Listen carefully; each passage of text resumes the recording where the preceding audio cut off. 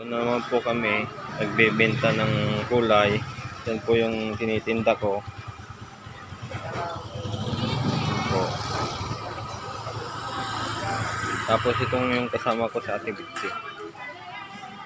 Yan po sa tapat ni Adites. Tapos ni Ate Merly. Yan po. Yan po si Ate Bitsi.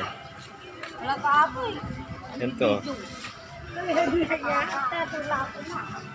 Yan po yung mga binta ni Ate Bitsi. Ala! Ay, baka may malaki yung manong. Hey!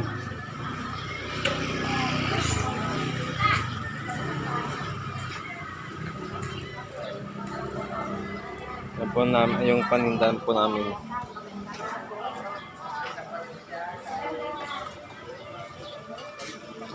Yan po yung asawa ko.